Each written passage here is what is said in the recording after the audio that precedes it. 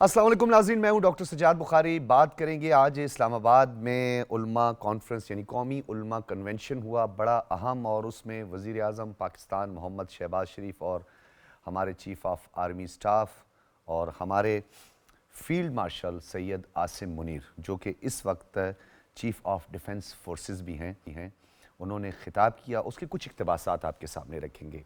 آج اس گفتگو کے دوران ہمارے فیلڈ مارشل نے کہا کہ ریاست طیبہ اور ریاست پاکستان کا آپس میں ایک گہرا تعلق ہے، دفاعی معاہدہ تاریخی ہے۔ اس تاریخی دفاعی جو معاہدے، جس کی ہم ڈیفنس پیکٹ کی بات کل بھی کر رہے تھے اپنے شو میں سعودی عرب کے حوالے سے، اس طرف انہوں نے اشارہ کیا۔ اللہ تعالیٰ نے تمام مسلم ممالک میں سے محافظین حرمین شریفین کا شرف پاکستان کو عطا کیا۔ یہ فیلڈ مارشل کا کہنا تھا۔ جس قوم نے علم اور قلم کو چھوڑا تو انتشار اور فساد الارض نے وہاں جگہ لی۔ یہ فیلڈ مارشل کا کہنا تھا۔ عزت اور طاقت تقسیم سے نہیں، محنت اور علم سے حاصل ہوتی ہے۔ وزیر اعظم بھی اس قومی علماء کنونشن میں موجود تھے اور انہوں نے ملکی ترقی اور استحکام کے لیے اتحاد، یکجہتی اور دہشت گردی کا خاتمہ ناگزیر قرار دیا۔ ساتھ میں انہوں نے اپنی مسلح افواج آئینی اداروں کے خلاف جو منفی پروپیگنڈا ہے اس کا بھی ذکر کرتے ہوئے کہا کہ افواج پاکستان کے خلاف یہ پروپیگنڈا ناقابل برداشت ہے۔ دہشت گردی کے ناسور کا خاتمہ ناگزیر ہے اور معاشی بحالی کے لیے دہشت گردی کا خاتمہ انتہائی اہم ہے۔ انہوں نے کہا شہداء کی قربانیوں کی تضحیک نہیں کرنے دیں گے اور یہ کسی صورت میں برداشت نہیں ہوگی۔ ڈیفالٹ کے دہانے پہ کھڑی معیشت کو عسکری اور سیاسی قیادت نے مل کے دور کیا۔ آج ملک ترقی کی راہ پہ گامزن ہے۔ اور ناظرین، اس میں کوئی شک نہیں کہ یکجہتی، اتحاد و اتفاق، جوائنٹ ایفرٹس کے ذریعے ہی ہم دہشت گردی، انتہا پسندی کا خاتمہ ممکن بنا سکتے ہیں، یقینی بنا سکتے ہیں، اور معاشرہ اس کے لیے لڑے گا۔ افراد کے ہاتھوں میں ہوتی ہے اقوام کی تقدیر۔ علامہ محمد اقبال صاحب کا یہ شعر آپ نے پورا سنا ہوگا کہ افراد کے ہاتھوں میں ہے اقوام کی تقدیر، ہر فرد ہے ملت کے مقدر کا ستارہ۔ اور آج اس پوری جو کنونشن تھا، علماء کنونشن تھا، اس کی گفتگو کا یہی خلاصہ ہے کہ مل کر اس دہشت گردی اور انتہا پسندی کا خاتمہ کریں گے۔ لیکن جو منفی پروپیگنڈا کیا جا رہا ہے، نہ صرف پاکستان کے تشخص کے خلاف ہے، پاکستان کے آئینی اداروں کے خلاف ہے، ان کے سربراہان کے خلاف ہے، بلکہ ریاست کے خلاف یہ پروپیگنڈا ہے جسے ہر صورت میں برداشت نہیں کیا جائے گا۔ اس پر ہم تفصیلاً بات کریں گے کیونکہ اس وقت جو ملک کے اندر صورتحال ہے وہ بھی آپ کے سامنے ہے کہ شخصیت پرستی اس وقت عروج پہ ہے۔ انتشار کی طرف کوششیں کی جا رہی ہیں، انتشار کی جانب راغب کیا جا رہا ہے ان لوگوں کو، ان بلوائیوں کو جنہوں نے اس سے پہلے بھی 9 مئی کی بات کریں، نومبر کی بات کریں یا ڈی چوک ماضی 2014 کی بات کریں، جو صورتحال دیکھنے میں آئی اس کو دوبارہ سے کوشش کیا جا رہا ہے کہ اس کو زندہ کیا جائے۔ اس پر ہم تفصیلاً بات کریں گے۔ اسلام آباد اسٹوڈیوز میں موجود ہیں اون شیرازی، سینئر صحافی ہیں، تجزیہ کار ہیں، بہت شکریہ اون شیرازی۔ انجینئر الاسلام راجہ صاحب بھی ہمارے ساتھ موجود ہیں، پی ایم ایل این سے آپ کا تعلق ہے۔ انجینئر صاحب، میں آپ سے ہی گفتگو کا آغاز کرنا چاہوں گا۔ سب سے پہلے علماء کانفرنس کے حوالے سے بات کر لیتے ہیں کہ یہ معاملات اس وقت جو سیاسی چپکلش ہے، جو سیاسی انتشار ہے، کس طرح اس کو دور کیا جائے گا؟ اس کے لیے کیا جامع، مفصل اور کس طرح کی اسٹریٹجی جو ہے وہ اڈاپٹ کرنے کی ضرورت ہے؟ کیونکہ حالات اس سے مزید گمبھیر ہو سکتے ہیں۔ کچھ ماضی کے ہم نے غلطیاں کی ہیں، اسے بھی ہم نے ایکسیپٹ کرنا ہے کہ ہم نے اتنا گیپ دیا نیریٹو بلڈنگ، اور اس کے لیے کوئی کاؤنٹر نیریٹو پراپر بلڈ نہیں کیا، جس کی وجہ سے کچھ نقصان اٹھانا پڑا اس قوم کو۔ سر یہ بالکل ماضی کی تو بہت سی ایسی چیزیں کہیں کوتاہیاں رویوں میں ہوئیں، کہیں ایکشنز میں ہوئیں، کہیں جو ہے قوم کو آگاہ کرنے میں کہیں نہ کہیں سے کوتاہی ہوئی۔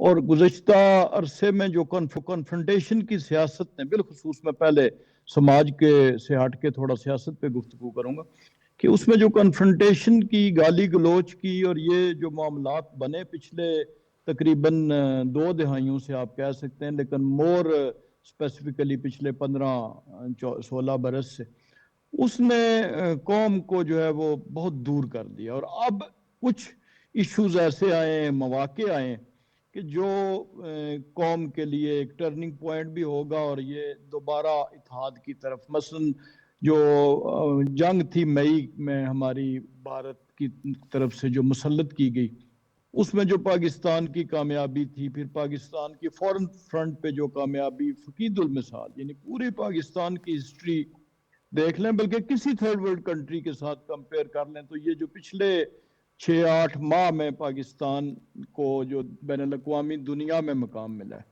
یہ صرف ہم نہیں کہہ رہے بلکہ انٹرنیشنل آپ دیکھ لیں کہ میڈیا کہہ رہا ہے، انٹرنیشنل فرنٹس پہ دیکھ لیں کہ کہاں جو ہے وہ پاکستان دنیا کی سپر پاورز کے سربراہان کا نام جو ہے وہ پاکستان کا نہیں ہوتا تھا جی کسی جگہ پہ بھی، اور کہاں وہ بار بار نام لے کے اور اپنا روسٹم چھوڑ کے پاکستان کے سربراہ حکومت کو دعوت دے رہے ہیں۔ اس حوالے سے آپ دیکھ لیں، پھر جنگی کامیابیوں کو دیکھ لیں، آج دنیا کے ممالک جو بڑے ممالک ہیں جن کی اچھا سے ہے کہ میں انجینئر صاحب یہ بتائیے، آپ بالکل ٹھیک کہہ رہے ہیں، اجتماعی جو مفادات کو نقصان پہنچاتا ہے تو اس کو تو عبرتناک سزا ملنی چاہیے۔ 9 مئی کے جو لوگ ہیں جو اس میں ملوث تھے، اس سزا میں بھی کچھ ڈیلے ہوا، اور وہ ہمارا ڈیفینیٹلی جو جوڈیشری ہے اس کا ایک پروسیس ہے، وہ بھی اس میں ایک بڑی وجہ وٹنس جو کہ ہمارا ماضی کا ایک تلخ تجربہ بھی ہے۔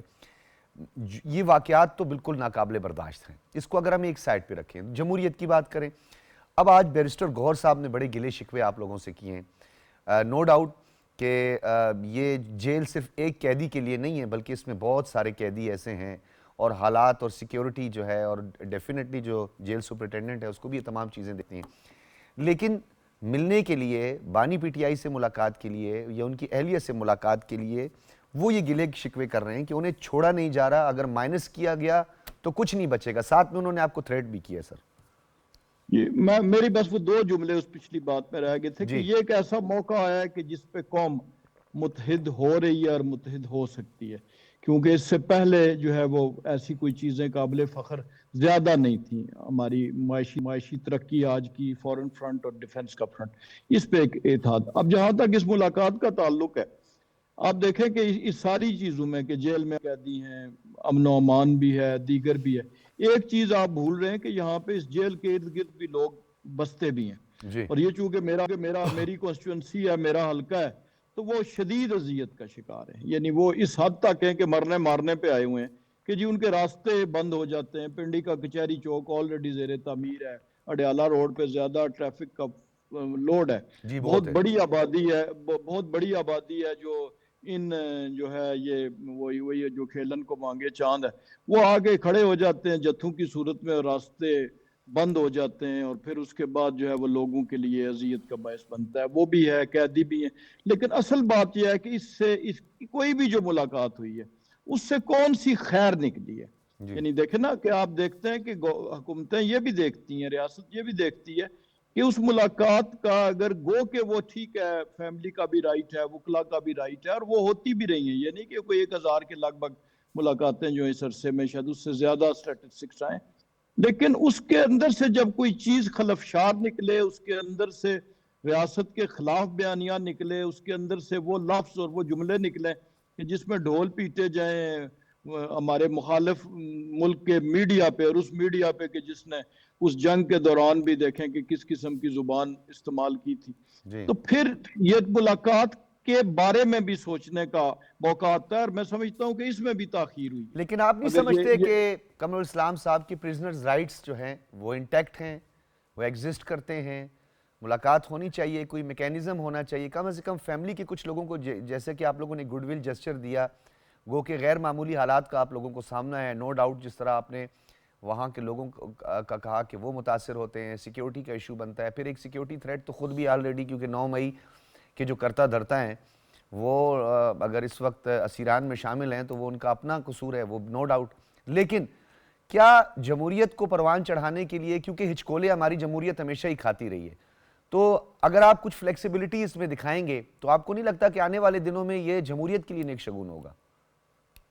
میں تو یہی گزارش کر رہا ہوں کہ سابقہ تجربات کی روشنی میں، ان سابقہ فلیکسیبلٹیز کی روشنی میں دنیا میں مجھے بتائیں کہ 9 مئی جیسے واقعات کیا سیولین کورٹس میں اور عام عدالتوں میں ٹرائل ہوتے ہیں؟ نہیں وہاں پہ بھی ہماری عدلیہ نے کردار ایک ایسا ادا کیا کہ ملٹری کورٹس کے بارے میں جو فیصلہ جو شروع میں دیا تھا، سٹے رہا بہت عرصہ، تو جس کی وجہ سے آج یہ ماحول بنا۔ تو وہ جتنی باتیں آج پیدا ہوئی ہیں وہ اسی برداشت، اسی تحمل، اسی فلیکسیبلٹی کی وجہ سے ہوئی۔ اگر تو فلیکسیبلٹی یہاں پر کچھ کارگر ثابت ہوتی تو پھر تو بالکل ہم वकालत भी मैं भी आज कर रहा होता کہ جی فلیکسیبلٹی مزید ایکسرسائز ہونی چاہیے. یہ جو فیملی کی آخری ملاقات ہوئی تھی اس کا آؤٹ کم کیا نکلا؟ وہ ٹویٹس دیکھیں ذرا جو ہائیسٹ لیول سے آئیں اور پھر اس کی زبان دیکھیں. تو اس لیے وہ اب کہیں بھی فیملی کو بھی اس طریقے سے غیر سیاسی انداز میں قرار نہیں دیا جا سکتا. اور اب وہ وقت آ گیا ہے کہ وہ جو ماضی کی کوتاہیاں تھیں یا آپ کہہ سکتے ہیں کہ وہ برداشت تھی، صبر تھا، فلیکسیبلٹی تھی، جو بھی تھا، تو اب اس کو شاید جو ہے وہ تبدیل کرنا پڑے گا. اور اس کے ساتھ ساتھ بہرحال راستہ بند نہیں ہوا. وزیر اعظم صاحب نے ابھی بھی ان کی تقریر دیکھیں تو انہوں نے کہا جی سیاسی انتقام جو ہے وہ ہمارا منشا نہیں ہے، ہمارا مقصد نہیں ہے. یا آج کی بھی اور اس سے پہلے بھی آپ یوم آزادی پہ دیکھیں کہ یہ جب ہمیں کہتے تھے کہ جی ان کے پاس اختیار نہیں ہے، تو اس وقت جب پرائم منسٹر نے یہ آفر کی تھی بات چیت کی، مذاکرات کی، اس وقت ساری عسکری قیادت وہیں بیٹھی ہوئی تھی نا جو یوم آزادی کی فنکشن ہوا تھا مین بڑا. تو اس لیے اور اس کے باوجود اسے بھی پوزیٹیو نہیں لیا گیا. جو سپیکر صاحب کی طرف سے بار بار جو ہیں وہ پیشکشیں ہوئی، انہوں نے اپنا جو فورم تھا اسمبلی کا اور اپنے آفس کا وہ پیش کیا، اور اس میں تو کہیں کسی کی ایگو ہرٹ نہیں ہوتی کیونکہ اسمبلی میں تو سارے اس میں برابر قمر الاسلام صاحب، کیونکہ میں اون شرازی کی طرف بھی بڑھوں گا، یہ ایک آپ نے جو نقطہ اٹھایا ہے، ماضی کے تلخ تجربات ہیں، راہ فرار اختیار کیا گیا پی ٹی آئی کی جانب سے، اس بات سے وہ انکار نہیں کر سکتے. متعدد بار کیونکہ وہ سینٹیمنٹ کا استعمال اون شرازی وہ ہمیشہ کرتے رہے، جذبات کو ابھارنے والی سیاست وہ کرتے رہے. شخصیت پرستی میں آج بھی ملک کا جو انفراسٹرکچر ہے اس کو داؤ پہ لگا دیا ہے، ملک کے تشخص کو جو ہے وہ داؤ پہ لگایا گیا ہے. اور اب تو بانی پی ٹی آئی کو یہاں سے جیل سے منتقل کرنے کی بات بھی کی جا رہی ہے کہ ان کو منتقل کیا جا سکتا ہے. کہاں ان کو منتقل کیا جا سکتا ہے؟ کیا اس کی شورٹی ہے کہ اگر کسی دوسرے جیل میں منتقل کیا جائے تو وہاں اس طرح کی صورتحال پیدا نہیں ہوگی؟ کیونکہ اختیار ولی صاحب جو ہیں کوارڈینیٹر ہیں وزیر اعظم کے، انہوں نے آج بڑے واضح الفاظ میں جو ہے اس کی طرف اشارہ دیا ہے. طلال چودھری صاحب نے اس کی طرف اشارہ دے چکے ہیں. دیکھیں ڈاکٹر صاحب، اگر مجموعی طور پہ پاکستان تحریک انصاف کی سیاست کا جائزہ لیا جائے، جب سے یہ پارٹی مارز وجود میں آئی ہے اور اس وقت سے لے کے اب تک پاکستان تحریک انصاف نے نہ باطنی طور پہ اور نہ ظاہری طور پہ کنسٹرکٹیو پالیٹکس ہمیں نظر ہی نہیں آئی. ہمیں یہی نظر آیا کہ جلا دو، حملہ کر دو، پکڑ لو، او اے آئی جی، او ڈی آئی جی، اس طرح کی زبان جو ہے تھرو آؤٹ ہم نے پاکستان تحریک انصاف، اور کوئی اگر اتحادی جماعت بھی ان کی بنتی تھی تو اس کی جانب سے بھی اسی طرح کا موقف جو ہے وہ سامنے آتا ہوا نظر آیا. اب پاکستان کی جو سیاسی جماعتیں ہیں، میچور سیاسی جماعتیں، جن میں آپ Pakistan Peoples Party, Muslim League Noon, J U I M, Q M ایم، ان کی بات کریں، اے این پی کی بات کریں، تو انہوں نے ہمیشہ ڈائیلاگ پہ یقین کیا ہے. اور ہم نے دیکھا جب پی ڈی ایم کا ایک اتحاد بنا تھا تو پی ڈی ایم نے بھی ڈائیلاگ کی بات کی تھی. دوسری جانب اگر پاکستان تحریک انصاف کی بات کریں تو پاکستان تحریک انصاف نے ہمیشہ سیاسی جماعتوں کا قد چھوٹا کرنے کی کوشش کی، سیاسی لیڈران کا قد چھوٹا کرنے کی کوشش کی، اور بے وجہ اس انداز میں تنقید کی جس سے پاکستان میں نہ صرف سیاسی جماعتوں کو نقصان ہوا بلکہ پاکستان میں جمہوریت کو نقصان ہوا. پاکستان کی پارلیمان جو سب سے سپریم ادارہ ہے، جس طرح کی زبان اس کے بارے میں اس کے سامنے یہاں پہ ڈی چوک میں کھڑے ہو کے استعمال کی گئی، یقینی طور پہ کوئی بھی وہ شخص جو رول آف لا کی بات اون شرازی صاحب، میں یہی آپ کو روک رہا ہوں. یہی میں نے قمر الاسلام صاحب سے بھی کہا کہ ہماری ماضی کی کچھ غلطیاں ہیں. ہم نے 8-9 مہینے کا مزید ٹائم دیا. جب وہ کاغذ لہرایا تھا وہ جھوٹا سا ایک سائفر، ہم نے اس وقت اس کا کلا کما نہیں کیا. جب ہمارا پارلیمان جس کو مقدس کہتے ہیں اس کی دیواریں جب پھلانگی گئی، ہم نے کیوں اتنی چھوٹ دی؟ ہم نے کیا آپ کو نہیں لگتا کہ کچھ ہماری بھی غلطیاں ہیں کہ ہم نے بر وقت جو ہے اس پہ کارروائی نہیں کی ہے؟ کہ آج ہم اسٹیٹ کے اندر بیٹھے ہوئے یعنی ایک ایسے شخص کی بات کرتے ہیں جس نے گو کے سیاسی لبادہ اوڑا ہوا ہے لیکن اس کے عزائم نہیں ہے ٹھیک. ہم نے پہلے سنب کیوں نہیں کیا؟ ڈاکٹر صاحب پہلے سنب، اب یہ ایک بڑی طویل بحث ہے جو مختلف جگہوں پہ ہوتی ہے، اور آپ نے اس کو چھیڑا ہے تو تھوڑا سا ذرا میں ماضی میں جانا چاہتا ہوں. ایک دن میں جتنی ضمانتیں عمران احمد خان نیازی کو ملی ہیں تاریخ میں پوری دنیا میں، پوری صرف پاکستان کی تاریخ نہیں، پوری دنیا میں ایک شخص کو ایک دن میں اتنی ضمانتیں نہیں مل سکتی. اس کے لیے عدالتیں جو ہیں وہ شام کو کھولی جاتی تھی, اس سے جو ہے ججز کے رستے سے لایا جاتا تھا. تو بہت ساری ایسی چیزیں تھیں ڈاکٹر صاحب کہ ان چیزوں کی کہتے ہیں نا پنجابی بھل صفائی, تے بھل صفائی ہونے تے بھی ٹائم لگا. جس کے بعد اب آپ اگر دیکھیں تو اب پاکستان کی جو جوڈیشری ہے وہ رول آف لا کی بات کرتی ہے. آج پاکستان کے چیف جسٹس یہ نہیں کہتا کہ 3-4 ایم پی اے تو جو ہے نائل کرنا میرے لیے کوئی اتنی بڑی بات نہیں ہے. اسی انداز میں بہت سارے اداروں کی بات کریں تو بہت سارے اداروں میں اس انداز میں فیلڈنگ لگائی گئی تھی کہ اس فیلڈنگ کے ختم ہوتے ہوتے وقت کیا لگ یہ گیا. کافی نہیں تھا جب اسلام آباد میں کنونشن کے دوران ایک جعلی کاغذ لہرایا گیا جو کہ ریاست پاکستان کو شدید اور ناقابل تلافی نقصان پہنچا رہا تھا, اسی وقت اس پہ اسٹرکٹ ایکشن کیوں نہیں لیا گیا؟ دیکھیں حکومت کیا کرتی, حکومت جو کچھ بھی کرے اس وقت کی بات عدالتوں میں جاتی ہے. عدالت نے فیصلہ, ایک بندہ ایک دن گرفتار ہونا جی ڈاکٹر صاحب, اگلے دن عدالت میں پیش کرنا لازمی ہوتا ہے, اس کا ریمانڈ لینا ہوتا ہے, جوڈیشل ہوتا ہے, جسمانی ریمانڈ ہوتا ہے. یہاں پاکستان کی تاریخ میں اور دنیا کی تاریخ میں بھی بہت سارا کچھ پہلی بار ہوا ہے کہ آج تک کوئی بھی یہ جو کیس ہوتا ہے نا پروسیجرل ٹرائل کیس جس میں ریمانڈ ہو چکا ہوتا ہے, وہ supreme court of Pakistan appellate court ہے, اس میں اپیلیں جاتی ہیں. سپریم کورٹ آف پاکستان اپنے طور پہ اس کا سو موٹو لے کے اور جناب عالی وہ جو ملزم ہے وہ ججز کے رستے سے جاتا ہے. تو اس وقت بہت ساری ایسی چیزیں تھیں کہ جو بہت سارے ایسے سہولت کار مختلف جگہوں پہ موجود تھے جن کی وجہ سے یہ ڈیلے ہوا. اب اگر آپ دیکھیں تو اب وہی عدلیہ چاہتے ہیں یہ لوگ جو ان کو ایک دن میں 15-15 20-20 ضمانتیں دے, ججز ان کے لیے بیٹھے رہیں, 3:30 بجے تک بیٹھے رہیں, 4 بجے تک بیٹھے رہیں جی, وہ پورے لاؤ لشکر کے ساتھ. اچھا, میں آپ جو کہہ رہے ہیں نا میں آپ کی بات سے اتفاق کرتا ہوں. قمرالاسلام صاحب, کیا یہ جرم نہیں ہے, کیا یہ کرائم نہیں ہے کہ ہمارے شہداء کی تضحیق کی جائے؟ آج وزیر اعظم نے علماء کنونشن میں بھی یہی بات کی, اپنی بات کو دہرایا, اس سے انکار نہیں کیا جا سکتا. جب ہمارے اس وقت کے صدرن کمانڈ کور کمانڈر بلوچستان جو تھے سرفراز صاحب, ان کا ایک واقعہ لسبیلا واقعہ ہوا تھا ہیلی کاپٹر کا, اس کے بعد جو ان شہداء کی تضحیق کی گئی تھی, کیا یہ جرم نہیں تھا؟ دیکھیں یہ اس سے بہت بڑا جرم تھا جو آپ ویسے ایک کسی اور کی تضحیق کے حوالے سے بات کرتے ہیں. اس کو آپ اگر تمثیلی انداز میں دیکھیں کہ کسی قوم کے لیے صرف ہمارے تو اسلامی پوائنٹ آف ویو سے ایک شہید کا رتبہ اور شہید کی وقت ہے وہ آسمانوں کو چھو رہی ہوتی ہے, لیکن کسی اور ملک کی بھی بات کروں کہ جو غیر اسلامی ممالک ہیں, وہ بھی اپنے نیشنل پرائیڈ میں شہداء کو کہاں پلیس کرتے ہیں.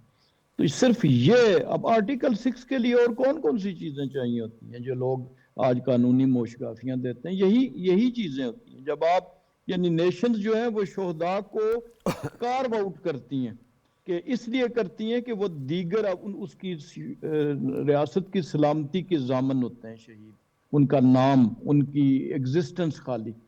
تو جب اس پہ حملہ کر دیا جائے جس طریقے سے, اور یہاں پہ وہ واقعہ چھوڑ دیں آپ, باقی یہ دیکھیں جو میوزیم, آرمی میوزیم میں شہداء کی یادگاروں کے ساتھ ہمارا ایم ایم عالم کا جہاز, جس کو دیکھ کے ایم ایم عالم کے نام کو دیکھ کے ان کے بارے میں پڑھ کے تو نوجوان بچے جو ہیں ہماری نسل بھی اور اس کے بعد بھی وہ ایئر فورس میں جانے کے خواب دیکھتے تھے کہ ہم ملک کا دفاع. اس جہاز کے ساتھ کیا سلوک کیا گیا, کیپٹن کرنل شیر خان کے مجسمے کو کس طریقے سے جو ہے بے توقیر ہوتے پاکستان کے کروڑوں عوام نے دیکھا. اور اب یہ چیزیں کمبائن ہو کے تو یہ موقع آ گیا ہے کہ جب یہ جو کسی کا مائنس پلس ہے یہ کوئی قانون نہیں کرے گا, نہ کوئی پابندی کرے گی, بلکہ یہ عوام لوگ کریں گے, اور لوگوں نے اس سے پہلے کیا ہے. آپ دیکھیں کہ بانی ایم کیو ایم کے جو معاملات تھے ان کی فالوئنگ شاید قابل رشک تھی اپنے لوگوں میں, لیکن جب انہوں نے اس ریڈ لائن کو کراس کیا جو پاکستان کی فوج کے حوالے سے اور ہمارے بھارت بانی پی ٹی آئی بہت پہلے سر اس ریڈ لائن کو کراس کر چکے تھے, وہ سائفر ہی ریڈ لائن کراس کرنا تھا. 9 مئی کے علاوہ ہی یہ جو میں نے آپ کو واقعہ بتایا ہے, یہ جو لسبیلا ثانیہ تھا, یہی سب سے بڑی بات تھی, کیونکہ جب جس آئین کے تحت یہ اوتھ اٹھایا جاتا ہے اس میں قومی سلامتی کا جو ہے وعدہ کیا جاتا ہے کہ اس پہ کسی قسم کا کمپرومائز یا اس کا حصہ نہیں بنیں گے. دیکھیں اس کے ساتھ ساتھ جب دوسری طرف سے چونکہ برداشت کا مظاہرہ کیا گیا, میں یہی بات کر رہا ہوں کہ جو پازیٹیو معنوں میں چیزیں کی گئیں اور اس لیے کی گئیں وسیع تر مفاد کے لیے, تو آپ نہیں سمجھتے سر یہ برداشت جو ہے آج اس نیج تک ہمیں پہنچا دیا ہے؟ وہی کاؤنٹر پروڈکٹیو، میں یہی جملہ میرا لفظ منہ میں تھے کہ وہی کاؤنٹر پروڈکٹیو ثابت ہوئی، ورنہ اور لوگوں نے شاید بہت سے لوگوں نے اس طور پہ سمجھا کہ شاید یہاں تک الاؤیبل ہے، کہ شاید یہ اگر کوئی ایکشن نہیں ہو رہا تو شاید یہ ٹھیک ہے، شاید یہ درست ہے۔ بنیادی غلطی تو یہیں پہ ہوئی، لیکن اب وہ موقع، اور بالخصوص آپ دیکھیں پاکستانی قوم کہ ان معاملے میں اگر کوئی شکوک و شبہات کا شکار ہے تو اسے نکال دینا چاہیے۔ ہم تو وہ لوگ ہیں کہ اگر کہیں میچ ہار جائیں، جو پیور سپورٹس ہے، کھیل ہے، اور انڈیا کے مقابلے میں، تو لوگ خون پسینے کی کمائی سے کمایا ہوا ٹی وی سیٹ توڑ دیتے۔ تو جب یہ والی لنکیجز جو ہیں، اور اس پہ جب ریاست کا قانون بھی ساتھ کھڑا ہوگا، تو پھر لوگوں کو چیزوں کو، اور ان کو آ رہی ہے، ان کو سمجھ آ رہی ہے، ان کی اپنی سیکنڈ ٹیئر لیڈرشپ کو اس چیز کی سمجھ آ رہی ہے، وہ اپنا سیاسی مستقبل بھی دیکھ رہے ہیں اور ریاست کا مستقبل بھی دیکھ رہے ہیں۔ آپ یہ سمجھتے ہیں قمر الاسلام صاحب کہ آپ لوگوں نے ابھی کاؤنٹر نیریٹو بلڈ کرنا شروع کر دیا ہے؟ کیونکہ نیریٹو اور یہ جو بیانیے کی سیاست ہے، کیونکہ آپ تو پرفارمنس بیسڈ پالیٹکس پہ یقین رکھتے ہیں، جمہوری قوتوں کو رکھنا بھی چاہیے، لیکن دنیا میں اب ایک پاپولسٹ موو تو چل پڑی ہے، سینٹیمنٹ کا استعمال بھرپور انداز سے کیا جاتا ہے۔ یہ وہ سوشل میڈیا کی جب ایڈوینٹ آئی تو یہ چیزیں ساتھ شروع ہو گئی تھی، لیکن بدقسمتی سے ہماری پولیٹکس کا ایک بڑا کمپوننٹ جو ہے ابھی تک، جو پچھلی صدی کی سیاست میں جی رہا ہے، تو اس کا ادراک شاید ہماری سائیڈ پراپر وقت پہ نہیں کر سکی، اور جنہوں نے کیا، اور جن کے پیچھے سائنٹیفک سٹڈیز تھیں، پیچھے فورسز تھیں دنیا بھر کی، تو جنہوں نے وہ کیا انہوں نے کافی حد تک کامیابی بھی اس میں حاصل کی، لیکن اٹس نیور ٹو لیٹ۔ جب بھی اس کا کیا جائے تو لوگوں کو سمجھ آتی ہے، اور ملکی جو مفاد ہے اور ریاست کی بقا ہے اور جو حب الوطنی ہے، اس سے بڑا اور جو سٹرونگ بانڈ ہے وہ اور کوئی نہیں ہے جو نیشن کو جوڑ کے رکھے۔ بالکل ٹھیک ہے۔ اچھا اون شیرازی صاحب، 14 اگست 2014 غالباً لاہور سے نکلنے والا ایک قافلہ جس نے ایک آزادی کو چھوڑ دیا اور اس دن کا انتخاب کیا، لندن میں ملاقاتیں کرنے کے بعد ایک حکمت عملی طے کی، اور اس وقت طاہر القادری صاحب کے ساتھ مل کے اسلام آباد پہ چڑھائی کی، ہم دیکھتے رہے، انہوں نے یہاں پر 126 دن گزارے، ہمارے بالکل ہی قریب ہمارے پی ٹی وی پہ حملہ کر دیا، پارلیمان پہ حملہ کر دیا۔ یہ سلسلہ 2014 سے شروع ہوتا ہے، اس کا ڈراپ سین 2021 میں ہمیں نظر آتا ہے۔ آپ کو نہیں لگتا کہ یہ بھی ایک بہت بڑی وجہ تھی کہ ہم یہ اس تاخیر کی وجہ سے، کہ جب ہمیں اس چیز کا ادراک ہو گیا تھا یہ کوئی چھوٹا جرم نہیں ہے، ریڈ زون میں کوئی اپنی پکچر ایسے لے لیتا ہے تو اس کو نہیں چھوڑتے ہم، گو کہ ہم نے سیاست میں مفاہمت کو مقدم رکھا، ہم نے سیاست میں فلیکسیبلٹی بھی دکھائی، لیکن اس کا نقصان پھر اٹھانا پڑا ہمیں بہت۔ دیکھیں ڈاکٹر صاحب، یقینی طور پہ یہ ایک لانگ ڈیبیٹ ہے، اس پہ بات کریں کون کون اس میں ملوث تھا، کس انداز میں یہ ہوا، کیوں اتنا حوصلہ ہوا کہ آپ ریڈ زون میں داخل ہوئے، کیوں آپ نے پارلیمان سر معاہدہ توڑا، یہ کہہ کر بھی کہ ہم داخل نہیں ہوں گے بھی معاہدہ توڑا، جی، اور پھر دوبارہ معاہدہ کیا کہ ہم یہاں اندر انتشار نہیں کریں گے، اس کی بھی وائلیشن۔ اس وقت کے وزیر داخلہ چودھری نثار علی خان کے بیانات آن ریکارڈ ہیں، اور ہم بھی اس وقت یہاں پہ کور کر رہے تھے چیزوں کو۔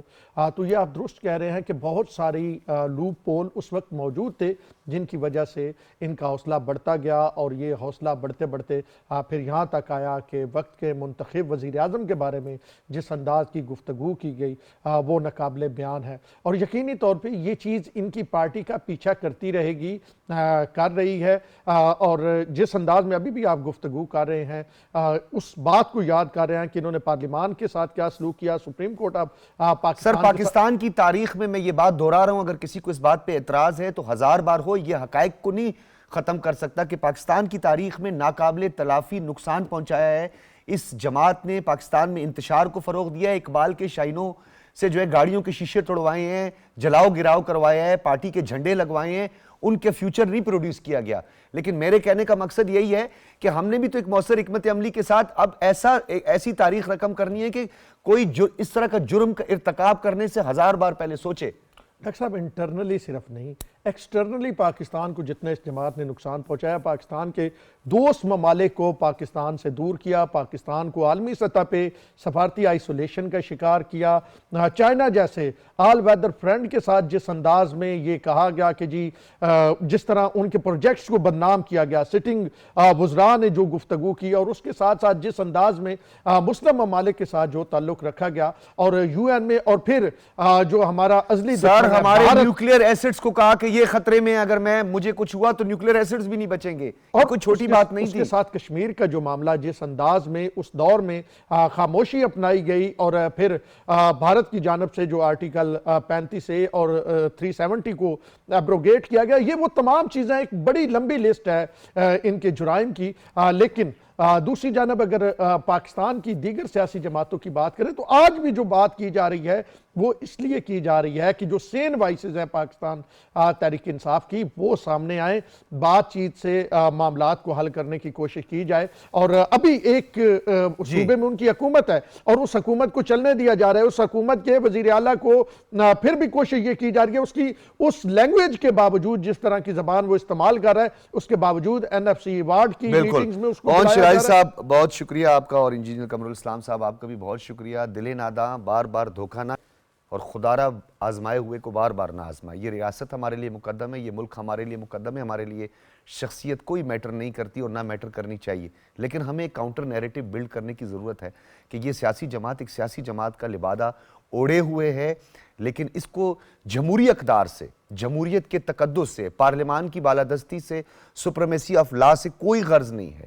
مفادات پہ مبنی ہے، ایجنڈے پر مبنی ہے، جس کی واضح مثالیں 9 مئی ہے، 16 نومبر ہے، ڈی چوک ہے، 126 دن کا دھرنا ہے، آئینی اداروں کے سربراہان کے خلاف پروپیگنڈا ہے۔ اب آپ کے پاس کوئی ایسی بات رہی نہیں ہے اور کوئی شاید اس چیز کی گنجائش نہیں ہے، لہٰذا مفاہمت سے ہٹ کر قانون اپنا راستہ اختیار کرے تاکہ اس ملک کو انتشار سے بچایا جا سکے، اقبال کے شاہینوں کا فیوچر پروڈیوس کیا جا سکے، ان کی تعمیر و ترقی کے لیے ان کی راہیں ہموار کی جا سکے، اور اب مزید کسی قسم کی تاخیر قابل برداشت نہیں ہوگی، اور یہ پاکستان کے استحکام کے لیے بھی ایک بہت بڑا خطرہ ہے۔ یہاں لیں گے ایک بریک، اور بریک کے بعد گفتگو اس سلسلے کو جاری رکھیں گے۔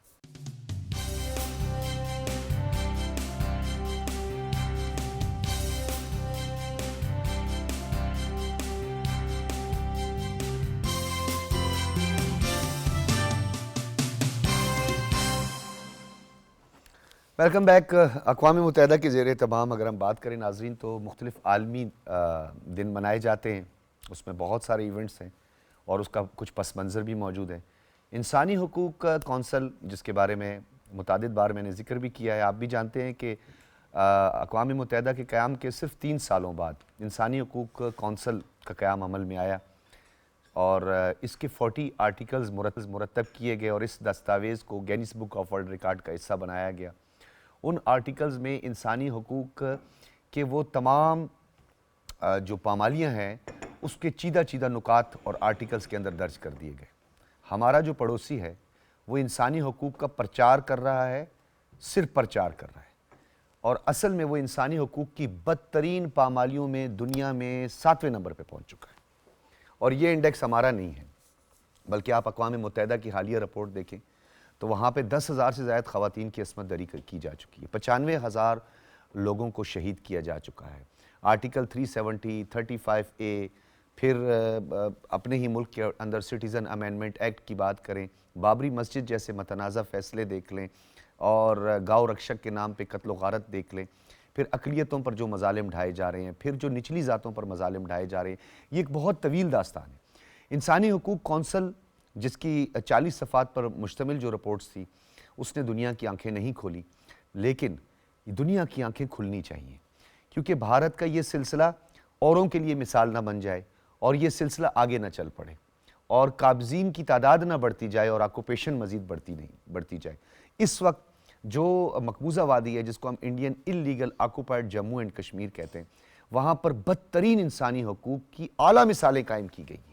پیلٹس گن کا استعمال کیا گیا، نوجوانوں کی نسل کشی کی گئی، خواتین کی عصمت دری کی گئی، راڈز کا استعمال کیا گیا، خاردار تاروں سے تشدد کیا گیا، ماورائے عدالت قتل و غارت کیا گیا، کووڈ کے ذریعے لوگوں کو محصور کر کے کووڈ جیسے ناسور سے یا وائرس سے جو ہے ان کی ہلاکتیں ہوئی۔ یہ سلسلہ کب تھمے گا, یہ سلسلہ کب رکے گا, اس پر ہم بات کریں گے, کیونکہ باہر نسل کشی میں اس وقت سر فہرست ہے.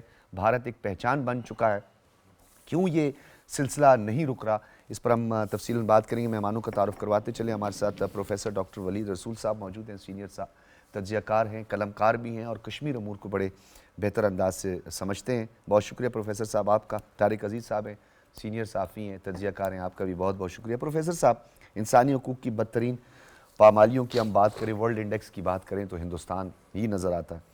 پھر خواتین کی رائٹس کی بات کریں تو نیو دہلی کا واقعہ ہمارے سامنے, میں بیان بھی یہاں پہ نہیں کر سکتا, چلتی ہوئی بس میں. پھر وہ خواتین کرکٹرز کے ساتھ جو واقعات رونما ہوئے, متعدد مسلمان اور خاص طور پہ دلت خواتین کے بھی واقعات ہیں. یہ ناسور ہے, یہ جو آئیڈیالوجی ہے خاص طور پر ایکسٹریمزم کی, ہندوتوا کی, اس آئیڈیالوجی کو دنیا سمجھ نہیں پائی. مفادات ایک وجہ ہے کہ انہیں روک نہیں پا رہی.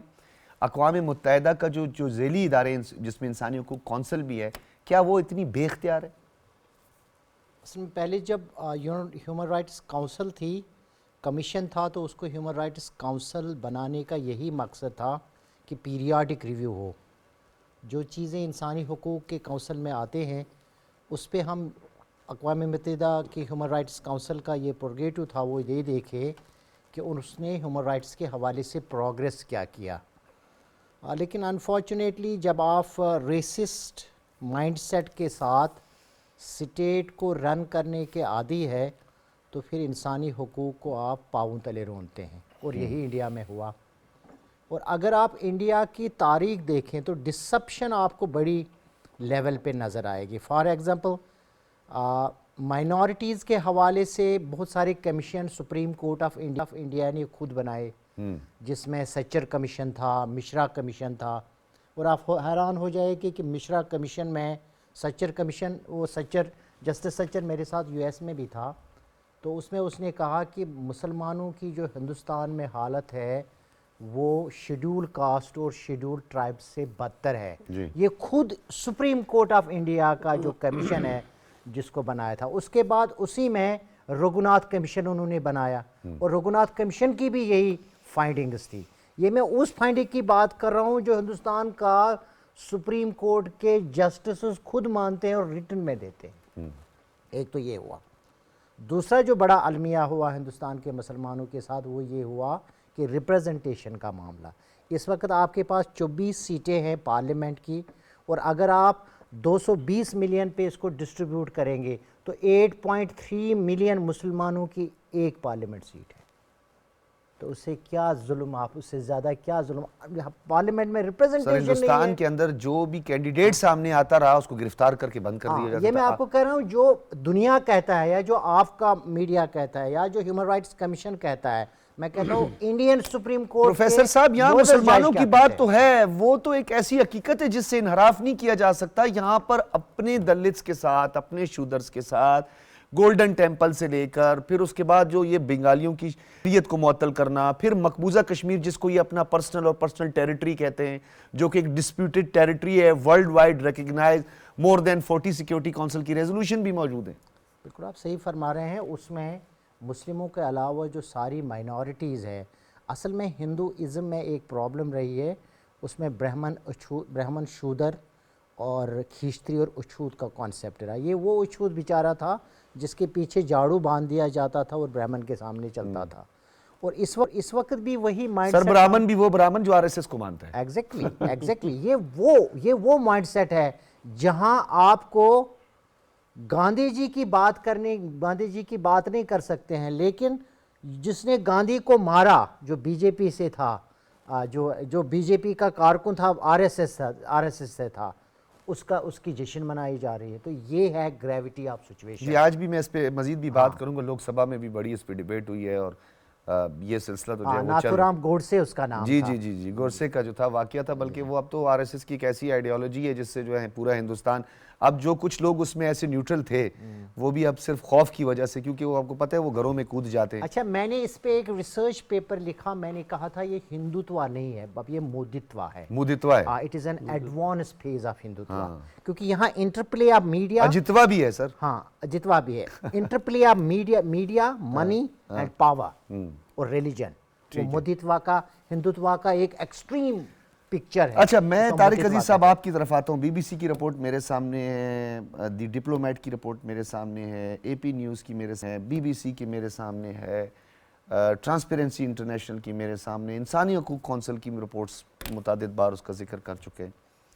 संगीन जराइम हैं, नाकाबिल तलाफ़ी जराइम हैं, और इंसानी हकूक़ के अलंबरदार तमाशा देख रहे हैं, सिलसिला जारी है।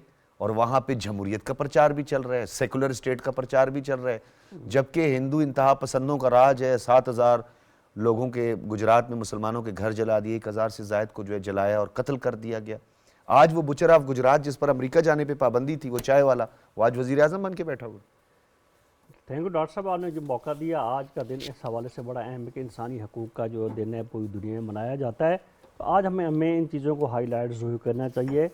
अलमिया ये है, जैसे कि आपने सारी मुझे रिपोर्ट्स बताई, बीबीसी, वॉइस ऑफ अमेरिका, फलां, दुनिया के तमाम बड़े इदारे जो मीडिया से हैं, इंसानी हकूक़ की तंजीमें हैं, वो रिपोर्ट्स तो जारी करते हैं, इसको तस्लीम भी करते हैं, लेकिन इस पर अफसोस के साथ मैं कहता हूँ कि उसके ऊपर दुनिया जो है कोई प्रैक्टिकल कुछ ऐसा कि नहीं है कि इंडिया के ऊपर कोई प्रेशर हो। मुझे बता दें, हिंदुस्तान के ऊपर कोई इंटरनेशनल ऐसा कोई दबाव आया है कि आप ये क्यों कहें। ये रिपोर्ट्स की हद तक ठीक है, हम इसको वेलकम भी कहते हैं, इनकी जो है बीबीसी ने की है या किसी और एसोसिएट प्रेस ने की है या जिस दुनिया के किसी दावे ने की है, लेकिन ये है कि सिर्फ रिपोर्ट जारी करने से ज़िम्मेदारी ख़त्म नहीं हो जाती। दुनिया कहाँ खड़ी हुई है, आलमी बरादरी कहाँ खड़ी हुई है। अक़वाम मुत्तहिदा सबसे बड़ा इदारा जिसका जो इंसानी हकूक़ का उनका अलग से ज़ैली इदारा है, तो उनकी तरफ से कोई हिंदुस्तान के साथ ऊपर कोई दबाव नहीं है।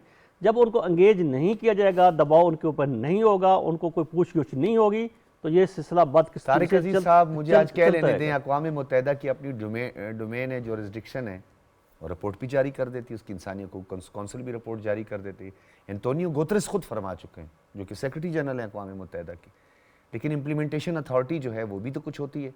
एक दूसरी बात ये कि हमारी एग्रेसिव टोन कितनी ज़रूरी है, ये भी ज़रा बताएं, क्योंकि हमारी एग्रेसिव अप्रोच और एग्रेसिव टोन, क्योंकि कहते हैं जब घी सीधे उंगली से ना निकले तो उंगली टेढ़ी करनी पड़ती है, ये तो एक मुसम्मा हकीकत है। जी, इंसानी नफ्सियात है, इंसानी फितरत है, और ये मिसाल सदियों से दी जाती है। जैसे आपने कहा कि जब वही नहीं निकलता तो टेढ़ी उंगली सीधी नहीं निकली तो टेढ़ी करनी पड़ती है। तो यकीनन पाकिस्तान की आवाज़, यकीनन पाकिस्तान से आवाज़ उठाई जाती है, लेकिन मैं ये समझता हूँ इस आवाज़ को ज़्यादा बुलंद होना चाहिए, इसमें आम आदमी को भी शामिल किया जाना चाहिए। आज पाकिस्तान में मुख्तलिफ सेमिनार्स भी हुए, कोई अपना तकरीब भी हुई, जिसमें वफाकी वज़ीर भी गए, हुकूमती लोग भी गए, लेकिन ये मैं समझता हूँ कि ग्रास रूट लेवल तक, एक यूनियन कौंसिल तक, एक गांव तक ये आज आवाज़ जानी चाहिए थी, वहाँ से एक आवाज़, और इसमें मीडिया का बड़ा किरदार होना चाहिए था कि दुनिया को पैगाम जाता कि आज इंसानी हकूक़ का जो आलमी दिन मनाया जा रहा है, दुनिया इसको इंसानी हकूक़ का आलमी दिन जो है डिक्लेयर करती है, और मकबूजा कश्मीर में मुसलमानों के साथ क्या होता है, और मकबूजा कश्मीर को छोड़े हिंदुस्तान के अपने मुल्क में जो, जैसे आपने कहा, डॉक्टर साहब ने भी कहा कि जो छोटी कौमें हैं उनके साथ क्या होता है, वहाँ पे जो है वहाँ कौन से इंसानी हकूक़ हैं, लेकिन वो ये हमारी मतलब कितना एक दुख की बात मैं कह सकता हूँ कि हिंदुस्तान अपनी बड़ी जमहूरियत उनका तारिक अजीज साहब, मसला ये है सबसे कि बड़ी वो कभी जमहूरियत का को दावेदार है, और वहाँ पे इंसानी हकूक़ की जो मतलब उसके ऊपर बहुत ज़्यादा बात हो चुकी है। ये एक बहुत बड़ा तज़ाद भी है, मुनाफ़क़त भी है, तो दुनिया को इसको एक्सपोज करना चाहिए। हमें सर, भी दुनिया तो एक्सपोज करेगी। प्रोफेसर साहब ये बताइएगा, कौवा काला है, हमारा पड़ोसी उसको सफ़ेद साबित कर लेता है, ये मानना पड़ेगा हमें कि वो इंसानी हकूक़ की बदतरीन पामालियों में वर्ल्ड इंडेक्स पर भी जो है वो उरूज पा रहा है, लेकिन उसके बावजूद भी वो उसको अपना डोमेस्टिक इशू करार दे देता है, जो इंटरनेशनल एक डिस्प्यूटेड टेरिटरी है according to UN security council with the help of security council resolutions, उसके बावजूद भी। असल में अगर आप इसको थोड़ा सा पीछे जाएंगे तो जो इंडियन पॉलिटिकल फ़िलॉसफी है, और इसी वजह से उन्होंने अपने डिप्लोमेटिक इनक्लेव का नाम भी रखा चाणक्यपुरी। चाणक्य कहता है साम दाम दंड और भेद, और जो क्लासिक रियलिज्म है उसमें वो डिसेप्शन, धोखा देना, फ्रेब देना, वो उसको जायज़ समझते हैं। इसलिए जो हिंदू मिथोलॉजी को पढ़ते हैं या जिनको पॉलिटिकल फ़िलॉसफी ऑफ चाणक्य जिसने अर्थशास्त्र लिखी है, जिनको उस पर नज़र है, तो ये उनके लिए कोई नई बात नहीं है जो आपको, लेकिन सिर्फ क्या हुआ है कि gravity of aggression, the intensity of aggression بہت پریسپیٹیٹنگ سٹیج پہ آ گئی ہے. تو اب اس میں یہ ہے کہ اس وقت جو ہے پاکستان UN سیکورٹی کونسل کا ممبر ہے, 1 سال اور رہے گا 1 جنوری سے. 1 جنوری سے پاکستان ہیومن رائٹس کونسل کا ممبر بھی بن جائے گا 2 سال کے لیے. پاکستان کا جو جیو اسٹریٹجک اور جیو پولیٹیکل پروفائل ہے وہ مئی کے بعد بہت زیادہ بڑھ گیا ہے. تو ڈپلومیٹک, جس طرح سر نے بات بھی کی ہے, ڈپلومیٹک سرکلز میں جو پاکستان کی اس وقت پوزیشن ہے وہ اس پوزیشن میں ہے کہ وہ ڈپلومیٹک مینیورنگ کر سکتا ہے.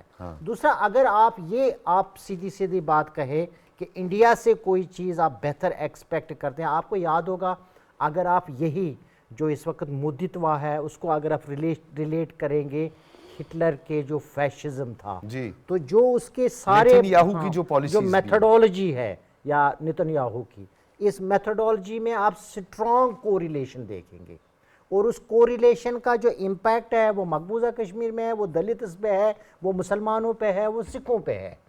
یہ ایک بذات خود ایک آئیڈیالوجی. سر ڈپلومیٹ جو ہے عیسائی اقلیتوں کو خطرہ ہندوستان میں ان کے لیے خطرہ جو ہے اس کا بار بار اندیا دے رہے ہیں. دیکھیں, اگر آپ مائنورٹیز کی بات کرتے ہیں تو اس میں جو ہے وہ عیسائی مائنورٹی بھی شامل ہے. ان کے جو یہ ہے, ان کے جو عبادت گاہیں ہیں ان پہ تو بہت زیادہ حملے ہوئے ہیں, اور ان کو تو وہ یہ کہتے ہیں کہ انہوں نے ہی لوور ذات کے ہندوؤں کو کنورٹ کیا کرسچن میں, اس لیے ان کو واپس اپنا گھر. آپ کو اس بارے میں پروفیسر صاحب زیادہ معلومات ہوتی ہے. گٹر میں, معذرت کے ساتھ یہ مجھے نہیں بولنا چاہیے لیکن اب کچھ حقائق ہیں اس کو چھپا تو نہیں سکتے. گٹر سے اکثر آپ نے سنا ہوگا کہ ہندوستان سے لاشیں برآمد ہوتی ہیں, اور ہر دوسری لاش جو ہے اگر آپ دیکھیں تو وہ بلکہ 90% لاشیں جو ہیں وہ دلتس کی ہیں. وہ مائنورٹیز کا وہاں تو آلریڈی جینوسائیڈ چلا رہا ہے. دلت تو مائنورٹی نہیں ہے سر, دلت کا ووٹ ہی لے کر تو یہ آتے ہیں یہاں. دلت نہ ہو تو میجورٹی ہے, وہ میجورٹی ہے نا وہ, اور وہی وہ سارا کام کرتے ہیں جس سے ہندوستان کو تھوڑا سا بہتر رہا ہے, انہی سے تو سارا کام لیا جا رہا ہے. لیکن اگر آپ دلتوں کی بھی ہسٹری دیں, یہ بہت ہی ہاربل ہے اور شاید ہی بیان کرنے کے لائق بھی نہیں ہے کہ ان کے ساتھ کس طرح کے ظلم اور تشدد ہوتے ہیں. تو دلت کو چلو وہ مانتے تھے اپنی مذہبی ہائرارکی میں سب سے نیچے, لیکن مسلموں اور عیسائیوں کا کیا حال رہا ہے یہ بڑا ایک سر سٹیزن امینڈمنٹ ایکٹ آیا, وقف بل آیا. جی سر. بہار کے اندر جو کچھ کرتے رہے, جو عصمت دریاں خواتین کی وہاں پہ ہوتی رہی. جی. آپ کے سامنے بہار میں کہ پاپولیشن مسلمانوں کی بھی بہت زیادہ ہے, ایون کہ وہاں کے لوگوں غربت کا یہ حال تھا کہ آپ نے بھی ڈاکومنٹریاں دیکھی ہوں گی, میں نے بھی دیکھی, لوگ چوہے کھانے پہ مجبور ہو گئے. ایسا ہی ہے. تو یہ دنیا کو ہم نے بتانے میں کیوں اتنا اس طرح کامیاب نہیں ہوئے سر؟ ابھی مجھے کیا لگی لپٹی بات کرنی ہے, ہماری ٹون ایگریسو نہیں رہی ہے سر. نہیں, آپ دیکھیں نا, ہماری ٹون ایگریسو تو ہونی چاہیے لیکن لاجک اور ریزن کے ساتھ. اگر آپ کے پاس ڈیٹا ہے تو آپ کو ٹیون بڑھانے کی ضرورت نہیں ہے, آرگیومنٹ میں اسٹرنگتھ لانے کی ضرورت ہے. آپ کے پاس نیٹ ڈیٹا ہے اور وہ ڈیٹا خود کوانٹیٹیو ڈیٹا کہتا ہے کہ ہندوستان میں کیا ہو رہا ہے. مثلا ابھی BBC کی رپورٹ آئی, انہوں نے اس کی اکانومی پہ کہا ہے کہ جو پروموٹ کیا جا رہا ہے گراؤنڈ پہ وہ نہیں ہے جو انڈیا, جو خاص کر مودی گورنمنٹ پروموٹ کر رہا ہے نیشنلی اور انٹرنیشنلی. اکانومی کی وہ صورتحال نہیں ہے. دوسرا, پھر آپ ان کو یہ بھی دیکھیں کہ یہ صرف ایک سٹیٹ کا تھوڑی ہی مسئلہ ہے. آپ دیکھیں کہ انہوں نے باقی جو منی پور کا دیکھیں سر, منی پور کا کیا حالت چل نارتھ رہی ہے. ایسٹ اسٹیٹس میں منی پور بھی آتا ہے, ان کے ساتھ انہوں نے کیا کیا. یہ لداخ کا بھی ریسنٹلی دیکھ لیں, لداخ کا ریسنٹلی انہوں نے کیا کیا. لیکن ظاہر ہے ایک سٹیٹ جب اپنا مائنڈ سیٹ اس فلسفی پہ ڈال دیتی ہے اور اس کو آپریشنلائز کرتی ہے تو یہ ورلڈ آرڈر کے لیے ایک بہت بڑا تھریٹ بن جاتا ہے. سر یہ وندے ماترم کی 150ویں سالگرہ, اتنا متنازع یہ معاملہ چل رہا ہے, قومی گیت ہے, اس پہ شدید اعتراضات ہوئے ہیں, اور کانگریس نے جو ہے بھرپور انداز سے, بلکہ سری نگر سے لوک سبھا کے رکن آغا رولہ نے قومی گیت وندے ماترم پر بحث کو بے روزگاری جیسے اصل مسائل سے توجہ ہٹانی, وہ 2 کروڑ نوکریاں بھی دینی تھی نا, مودی نے وعدہ کیا تھا زرعی اجناس بڑھا دوں گا, حالانکہ اس ٹائم میں 15% کم بھی ہو گئی تھی زرعی اجناس, آپ کو یاد ہوگا ان کے پہلے 4 سالہ دور اقتدار میں. اسی طرح جو ہے آغا رولہ نے یہ بھی کہا کہ کون زبردستی ہم جا کے یہ وندے ماترم کہیں, ہم مسلمان ہیں. اور پھر آپ کو بھی پتہ ہے کہ بھارتی پارلیمنٹ میں بھی اس پر بڑی بحث مباحثہ چل رہا ہے. ایک تو وندے ماترم مداخلت فی دین ہے, جتنی بھی مسلم انسٹیٹیوشنز ود ان انڈیا, ہمارے لیے تو شرک ہے نا سر, ہم تو شریک نہیں ٹھہرا سکتے. نہیں, مداخلت ہے نا, یہ دین کے اندر مداخلت ہے. ایک یہ ہے. دوسرا یہ ہے کہ جب انہوں نے اتنا ہی نہیں, اس سے آگے بھی وہ بڑھے ہیں. مثلا انہوں نے درگاہ حضرت بل میں وہ جو پتلا ہے اس کی جو شکل ہے اور ان کے यूनिफॉर्म पे या उनके सिविल सर्विस में, वो उसको इंस्टॉल किया था वॉल पे। अच्छा, तीसरा उन्होंने 200 अभी 25 बुकों पे बैन लगाई, और आप अंदाज़ा करें उसमें 13 इंडियन राइटर्स है। बोखरा की ये हद है, 13 इंडियन राइटर्स है, 9 यूरोपियन है, और एक ही आज़ाद कश्मीर जस्टिस सराफ की बुक है कश्मीर विनर्स फ्रीडम, बाकी सारे उनके अपने हैं। अच्छा तारिक अजीज साहब, मैं आपसे पूछना चाहूँगा, ये ज़बरदस्ती कैसे की जा सकती है? जय हिंद बोलना है, जय श्री राम बोलना है, और आपने शेव के नारे लगाने हैं, और आप नाउज़ुबिल्लाह हज़रत मोहम्मद मुस्तफ़ा सल्लल्लाहु अलैहि वसल्लम, जिस पर हमारी जान, माल, औलाद, हमारी आने वाली नस्लें भी कुर्बान, उनकी पैर के खाक के भी बराबर नहीं, हम फिर यहाँ से कहते हैं I love you Mohammad, I love you Mohammad, उस पे पाबंदी लगा देना, आज़ानों पे पाबंदी लगा देना, और ज़बरदस्ती जो है गाँव रक्षक के नाम पे कत्ल गारत कर देना कि जी आप गाँव ना खाओ। अमेरिका में लोग बैठे खा रहे, इनके अपने हिंदू खा रहे हैं, सब खा रहे हैं, ये बोलते हैं गाँव माता का गोश्त खाते हैं, यूएसए खाते हैं, यहाँ पे इनको कहते हैं पाबंदी, पाए खा लेते हैं, बोलते बाकी नहीं खाते। अब बल्कि सबसे बड़ा ट्रेड ही वही करते हैं, जो है ना वो गोश्त की सबसे ज्यादा इंपोर्ट इंडिया से आती है। एग्जैक्टली। अच्छा, जो आपने बात की ना, अब जो बिहार के इलेक्शन जीते हैं, क्या लोगों ने खुशी से वोट दिया? नहीं सर, सबको पता इनकी है पॉपुलैरिटी थी। नहीं। खौफ, घर में घुसेंगे, खवातीन को उठाएंगे, हाँ, डाके मारेंगे, ऑरेंज कलर की चादर ओढ़ के तलवार हाथ में होगी। तलवार होगी, तो ये भाई खौफ का, ये जो कहते हैं कि वहाँ का कोई इनकी बयानिया कोई नहीं था, ये खौफ से वोट पड़ा है। अब उनके अपने जो सिटीज़न हैं, जो हिंदुस्तानी हैं, जो उनके पास हैं, वो खौफ में हैं, उनको आज़ादी नहीं है बोलने की, वोट डालने की, बात करने की, मीडिया में जाने की। तो बाकी हिंदुस्तान मकबूजा कश्मीर में क्या करेगा, या पाकिस्तान के साथ क्या करेगा, या बाकी लोगों के साथ क्या करेगा? अब आपने जो बात की कि वहाँ पे ये जिस तरह हमें पाकिस्तानी मीडिया की मैं बात करता हूँ, हम अब उसके हमने इसको उतना उस हद तक हाईलाइट भी नहीं किया जाता। जैसे आपने कहा हमारे गाय का गोश्त हम नहीं खाया जाते, अजान के पाबंदी लगा दी जाए, और वो कहें ज़बरदस्ती अब नौज़ुबिल्लाह हज़रत मोहम्मद मुस्तफ़ा सल्लल्लाहु अलैहि वसल्लम के ख़िलाफ़ कोई बात की जाए, तो ये सब कुछ वहाँ होता है ना, हो रहा है, डेली बेसिस पे होता है, ऐसे वाक़यात होते हैं, लेकिन हम भी उसको बहुत ज़्यादा कोई हाईलाइट नहीं कर सके। डॉक्टर साहब ने भी जैसे कहा, फैक्ट एंड फिगर में कोई ऐसी कमीशन होनी चाहिए, ऐसा कोई इदारा होना चाहिए, डेली बेसिस पे वहाँ से रिपोर्ट्स लेके, जहाँ पाकिस्तान के चाहे स्टेट टीवी है या निजी टेलीविज़न चैनल्स हैं या मीडिया प्रिंट मीडिया है, वहाँ ये चीज़ें बाकायदा इंतज़ाम के एहतमाम सर के बारह साथ जो लोग कर रहे छपनी चाहिए। हैं, जो लोग कर रहे हैं वो अपने हिस्से का काम कर रहे हैं सर, क्लास उनकी ले रहे हैं, जो अपने हिस्से का काम लेकिन कर इससे रहे हैं, ज़्यादा होना चाहिए, तादाद काम हो इसकी इससे बढ़नी ज़्यादा चाहिए, होना चाहिए। बढ़ने चाहिए। बहुत शुक्रिया प्रोफेसर डॉक्टर वलीद रसूल साहब, तारिक अजीज साहब, और हमारे साथ शिराजी और इंजीनियर कमरुल इस्लाम साहब भी ब्रेक से मौजूद थे, जो हमारा दूसरा मौजूद था। नाज़रीन, आपने गुफ्तगू सुनी, प्रोग्राम का फीडबैक ज़रूर दीजिएगा। इजाज़त दीजिए, अल्लाह हाफ़िज़।